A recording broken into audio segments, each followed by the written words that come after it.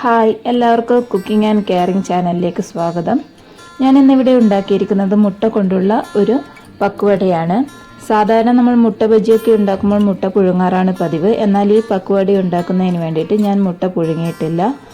ബാക്കി പക്കുവടയുടെ റെസിപ്പിയൊക്കെ സെയിം തന്നെയാണ്. നിങ്ങൾ എന്തായാലും പക്ഷേ ഇതൊന്ന് ട്രൈ ചെയ്ത് നോക്കണം. നല്ല സോഫ്റ്റ് ആയിട്ടുള്ള നല്ലൊരു പക്കുവടയാണ്. ടേസ്റ്റിയും നമ്മൾ സാധാരണ കഴിക്കുന്ന പക്കുവടയുടെ ടേസ്റ്റ് ഒന്നുമല്ല ഇതിന്. ഇത് വേറെ തന്നെ ഒരു ടേസ്റ്റിയാണ്. കുട്ടികൾക്കൊക്കെ എന്തായാലും ഇഷ്ടമാവും. ഇനി ഇതിനാവശ്യമായിട്ട് ഞാൻ 2 മുട്ട ഒന്ന് ബീറ്റ് ചെയ്തെടുക്കുകയാണ്. ഫ്ലഫി ഒന്നും ആകേണ്ട ആവശ്യമില്ല, ഒന്ന് ജസ്റ്റ് ബീറ്റ് ചെയ്താൽ മതി. അതിനുശേഷം നമുക്ക് അതിലേക്ക് ഞാൻ 1 കപ്പ് കടലമാവ് പൊടിയാണ് എടുത്തിരിക്കുന്നത്. അത് ചേർത്തിട്ട് ഒന്ന് നന്നായി മിക്സ് ചെയ്യാം.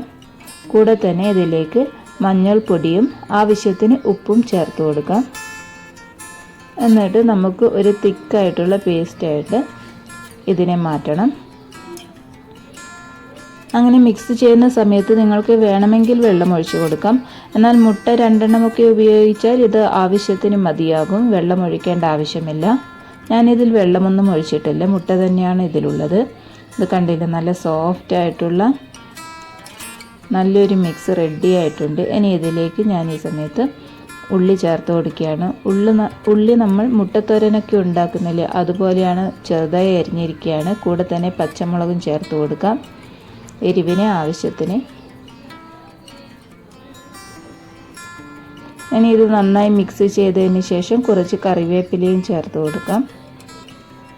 ഇത് നമ്മുടെ കൂട്ട് റെഡി ആയിട്ടുണ്ട്. ഇനി നമുക്ക് ബജ്ജി ഉണ്ടാക്കാൻ തുടങ്ങാം. അതിനാവശ്യമായിട്ടുള്ള ചീനച്ചട്ടിയിൽ എണ്ണ ഒഴിച്ച്, ഞാനിവിടെ വെജിറ്റബിൾ ഓയിലാണ് എടുത്തിരിക്കുന്നത്. വെളിച്ചെണ്ണയെങ്കിൽ വെളിച്ചെണ്ണ ഉപയോഗിക്കാം.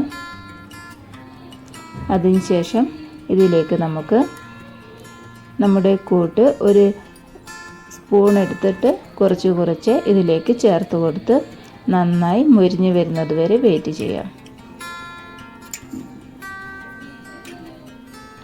ഇത് വളരെ ടേസ്റ്റി ആയിട്ടുള്ള ഒരു സ്നാക്കാണ്.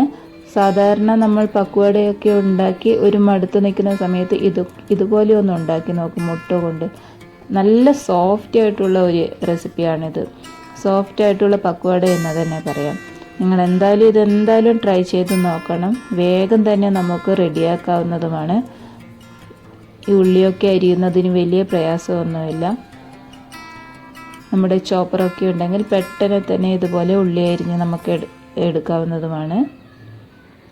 ഇനി ഇങ്ങനെ 2 സൈഡും നന്നായി ഡീപ്പ് ഫ്രൈ ചെയ്തതിന് ശേഷം നമുക്കിതെടുത്ത് മാറ്റി വെക്കാം. നിങ്ങൾ എൻ്റെ വീഡിയോ കാണുമ്പോൾ ഇതുവരെ എൻ്റെ ചാനൽ സബ്സ്ക്രൈബ് ചെയ്തില്ല എങ്കിൽ ഒന്ന് സബ്സ്ക്രൈബ് ചെയ്ത് എന്നെ സപ്പോർട്ടും കൂടി ചെയ്യേണ്ടതാണ്. ഇത് കണ്ടില്ലേ, നല്ല ബ്രൗണിഷ് ആയിട്ടുള്ള നല്ല അടിപൊളി പക്കുവട റെഡി ആയിട്ടുണ്ട്.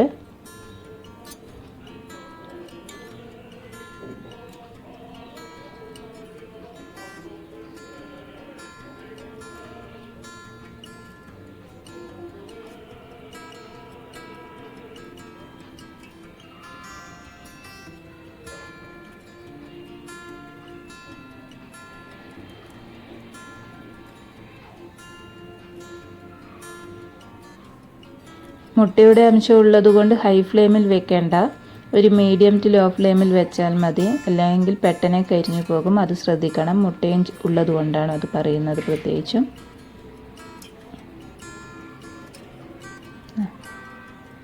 അധികം എണ്ണയൊന്നും കുടിക്കാത്ത നല്ല അടിപൊളി ഒരു ഈവനിങ് സ്നാക്കാണിത്. പെട്ടെന്ന് തന്നെ നമുക്ക് റെഡിയാക്കാവുന്നതുമാണ്.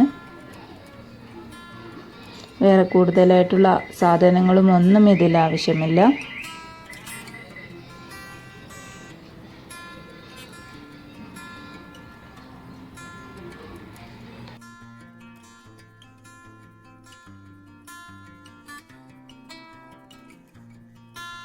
അങ്ങനെ നമ്മുടെ അടിപൊളി വളരെ ഈസി ആയിട്ടുള്ള മുട്ട പക്കുവട റെഡി ആയിട്ടുണ്ട്.